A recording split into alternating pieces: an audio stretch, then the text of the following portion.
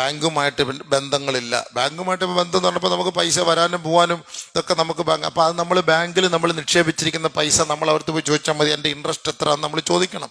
നമ്മളത് കളയൊന്നും വേണ്ട. ആ ഇൻട്രസ്റ്റ് എത്രയാണെന്ന് നമ്മൾ പോയി അവിടുത്തെ വെച്ചാൽ അവരത് കറക്റ്റ് കണക്ക് പറഞ്ഞു തരും. ആ പൈസ എടുത്തിട്ട് ഏതെങ്കിലും ലക്ഷം വീട് കോളനിയിലോ ഏതെങ്കിലും സാധുക്കൾക്ക് നീയത്തൊന്നും ഇല്ലാതെ ചുമ്മാ ജസ്റ്റ് കൊണ്ട് കളഞ്ഞേക്കണം, അവർ കൊടുത്തേക്കണം.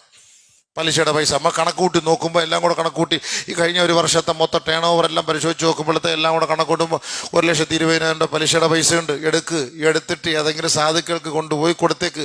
ക്യാൻസർ രോഗികൾ, മറ്റ് വൃക്ക രോഗികൾ, പാവപ്പെട്ടവർ, ഏതോ ഗല്ലികളിലൊക്കെ കഴിയുന്നവരില്ലേ, അവർക്കൊരു നീയത്തൊന്നും വേണ്ട, ഒരു നീയത്തും വെക്കരുത്. കൊടുത്തിട്ട് ദുആ ചെയ്യണം കേട്ടോ, ദുആ ചെയ്യണം കേട്ടോ, പോയി. ആ ദുആ ചെയ്യണമെന്നൊരു വാക്ക് പോലും പറയരുത്. അത് കളയേണ്ട പൈസ ആണ്.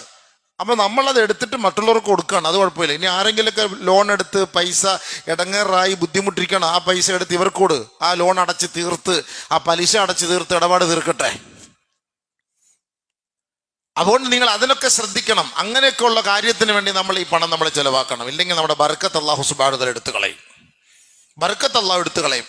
നമ്മളിനി പറഞ്ഞില്ല എടുത്തില്ല ഒന്നും വേണ്ട. അല്ലാഹു സുബ്ഹാനഹു വ തആല പറഞ്ഞു, യംഹഖുല്ലാഹു റിബ വയുർബി സ്വദഖാത്ത്.